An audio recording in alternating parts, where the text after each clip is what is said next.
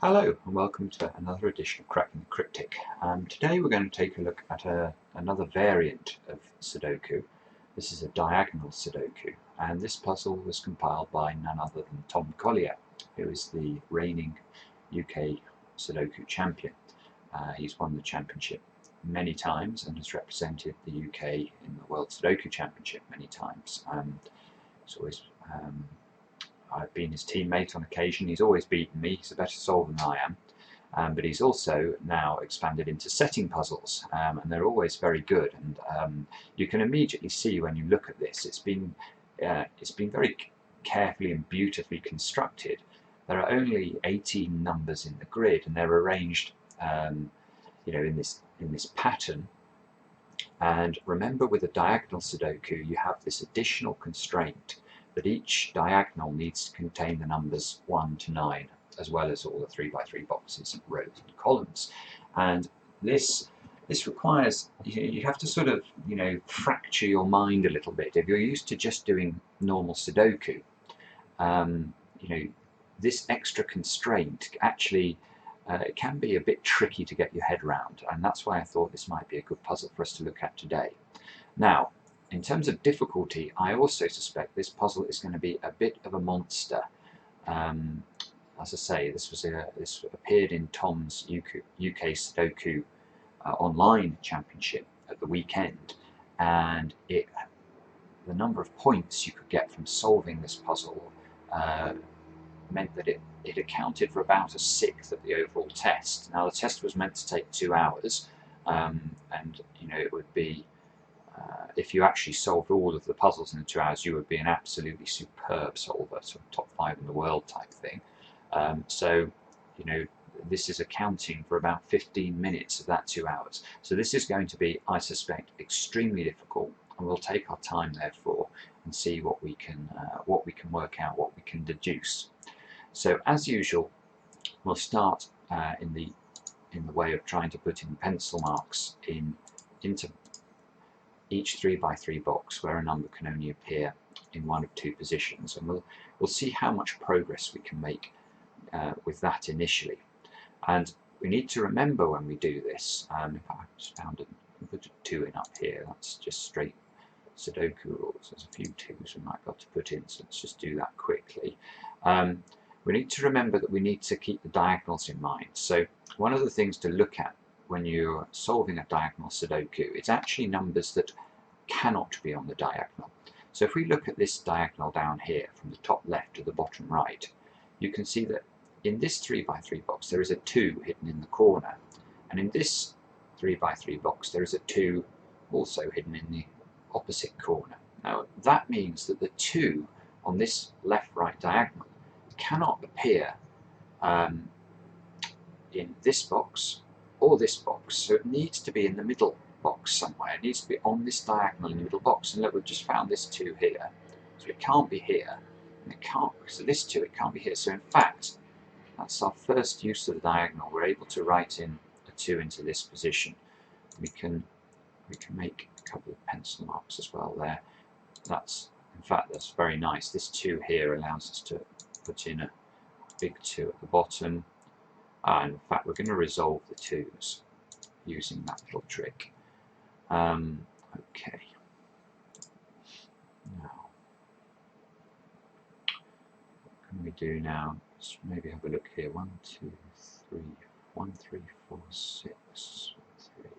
Yes, here we go. Look at this square here. This is a naked single. We need to place 1, 3, 4, and 6 in row 8, and here we have 1, 3, and a 6 here. So this square here has to be a 4. Let's put that in. Can't make any pencil marks. And this square here has to be a 6 by exactly the same logic. So we've got 1 and 3 in these two positions, but we can't do anything with that at the moment. We can make pencil mark 6s here, and we can also, I wonder whether we can use this 6. This 6 is preventing lots of 6s in this box because we can't place 6s on this diagonal again. And we have a 6 here. So the 6 is limited to, in fact, just this square. That square there. and we can make pencil mark 6s here, and pencil mark 6s here. And we can again, if we look at the diagonals here, just look at this 6 here in this box and this 6 here in this box. The same principle we looked at before. That means that this diagonal here has to contain a 6 in the middle box. Now that's annoying. We can't quite highlight where. I don't think it's somewhere on this diagonal. But it's not in the central square, so we can at least pencil mark that deduction, which is nice. Okay. So 3, 4, 5 and 8, so we can, in row 2, you can see this square is very restricted. I wonder if the diagonal will come into play with that square later. This has to be a 3 or an 8. And one of these two squares has to be a 3. Can't quite see how to make more progress with that yet. Pencil mark 5s into these two positions and into these two positions. Check the diagonal again.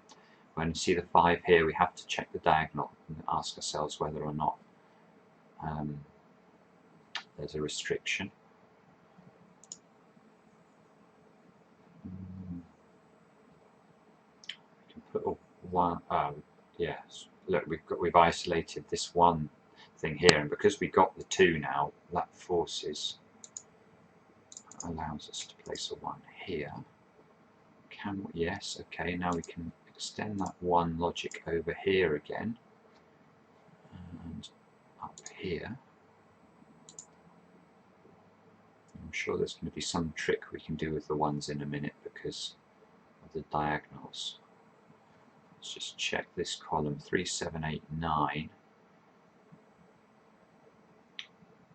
Okay, yes, so here you can see that the 3s are forced over into one of these two positions. That allows us to place the big 3 here. 4, 5, 8.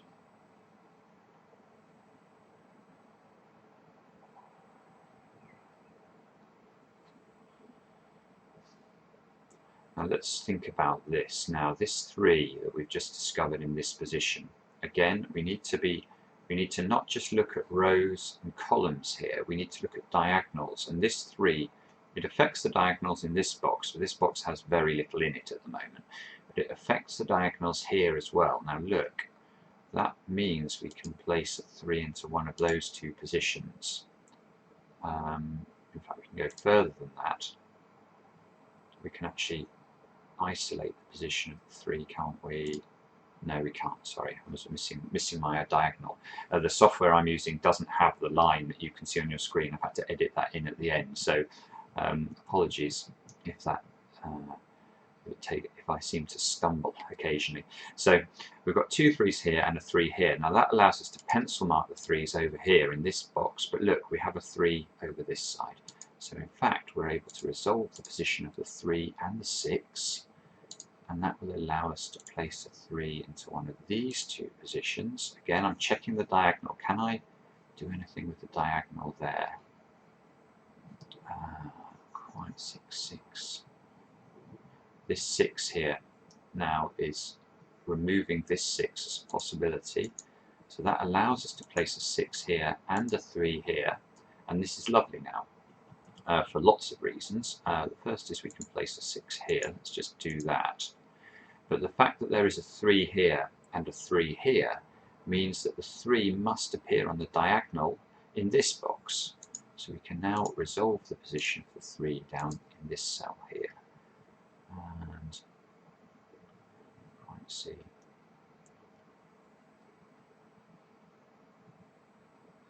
3, 5, 8, 9. Humbug, I can't quite see how to resolve that yet. Now we should use this line here, this 632 line, to see what we can force. You can see, because for example this 4 is forced into one of these 3 cells. So it's going to give us more pencil marks into those 2 cells. Similarly with the 1, you can see that the 1 is in one of these 3 cells, so this 1 is not possible. we can resolve that like that. So we've got 4, 8, 9 to place there, but that's not going to help us yet.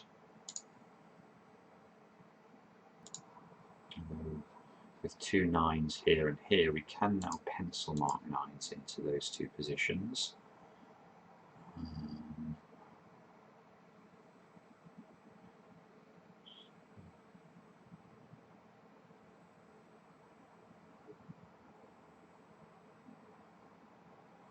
I feel like I'm missing a trick here. My spider sense is tingling and telling me I'm being dumb. This happens a lot.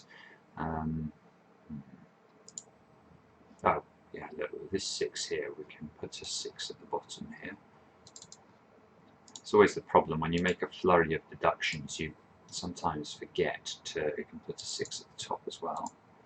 I don't know if that's going to be terribly helpful, but at least it's another number in the grid. Okay. You can pencil mark 3s into this position and this position.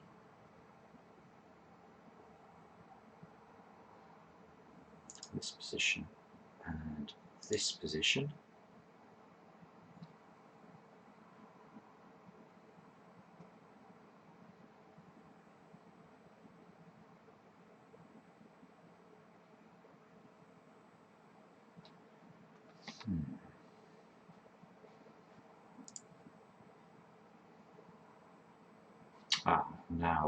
Now look at this box. We have a 7 here and a 7 here, forcing a 7 into this square and this square and this, wow, and this square. And this is, I'm sure, going to be relevant in terms of the diagonal properties of the grid, because the 7 is locked into one of these 2 positions. 7 down here is locked into one of those 2 positions, and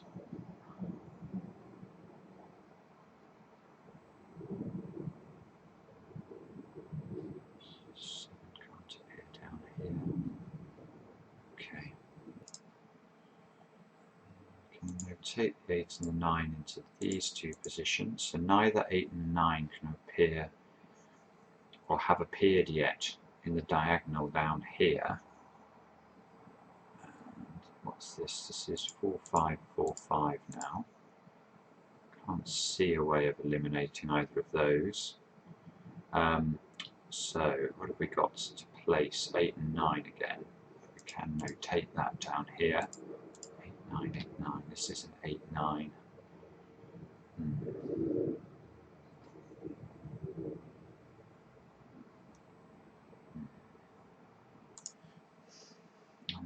Now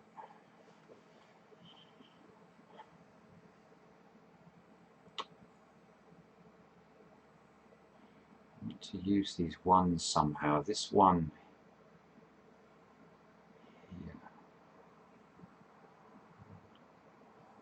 here. Okay.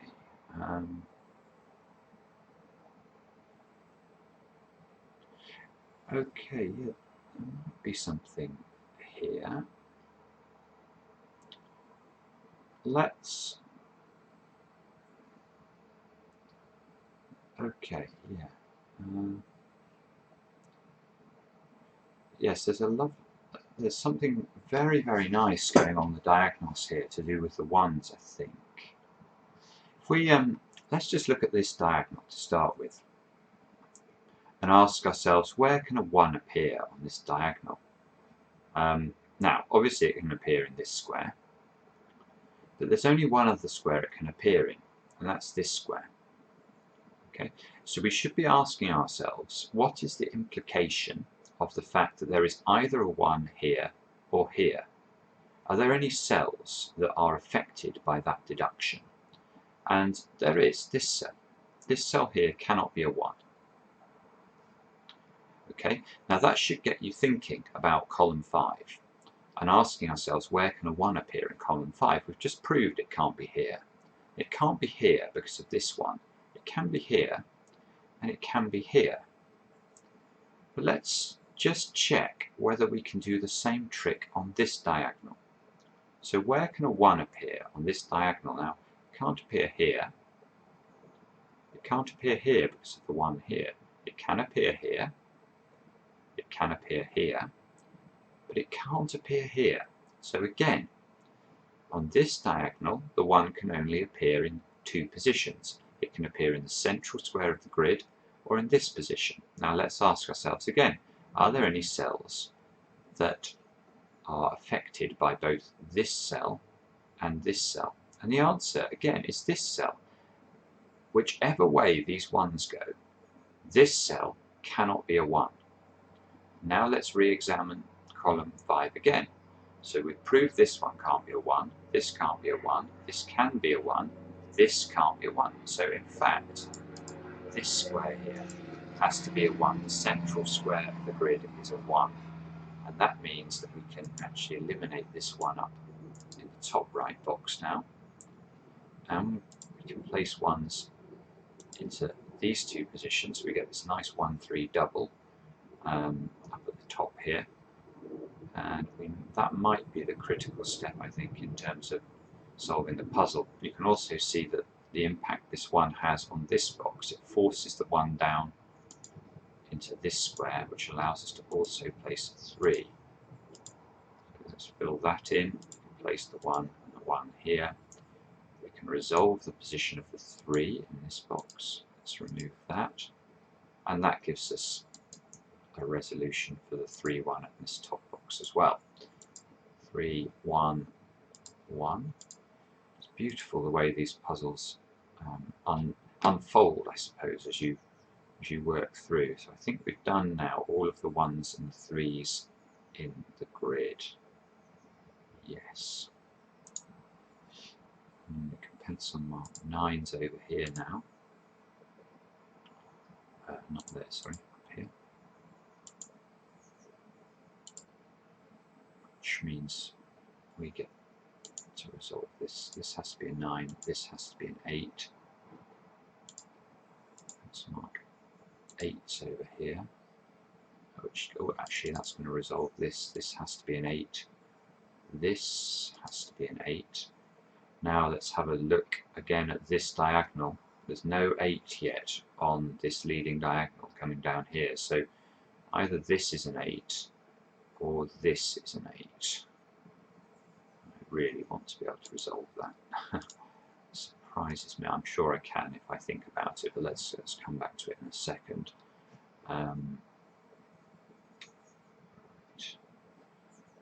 4, 5 double here and here.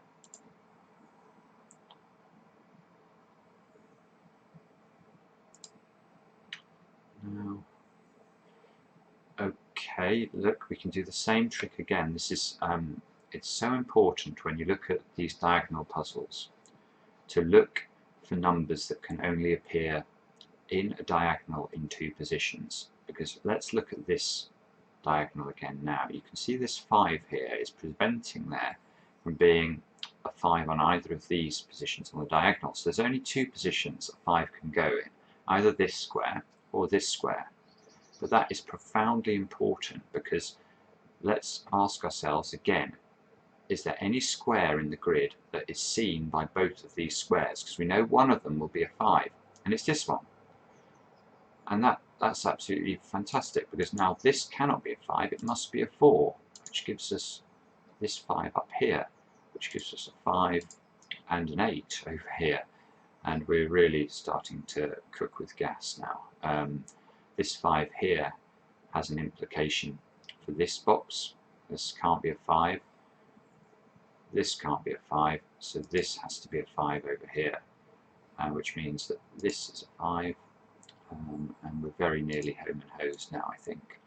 We can put the 4 and the 5 in over here, and looking at a 4-9 combination over there. What are we looking at down here? 7 and 9 into these positions. Well, there's only one position 7 can go now, so that must be that way round.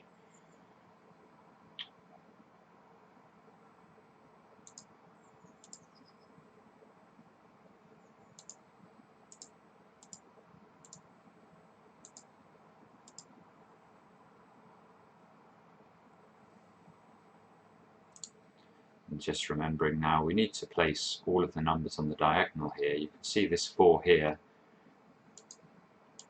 That means this has to resolve itself that way round. This must be an 8, means that's that way. This must be a 9. Tying into one of those two positions. Again, this 9 here affects this box, so we can resolve that now. That's got to be that way round. Similarly, we have a 4 and an 8 here. That has to be that way round. 8, 4, 9. So 4 and 7 into these positions. You can see this is going to work. So that's how you do a diagonal Sudoku. So I hope that there was a couple of points there in the middle where I really think that there was, the absolutely key tip came into play. Wonderful puzzle. Thank you, Tom Collier, for setting it. Really, really elegant as expected. And we'll see you again next time on Cracking the Cryptic.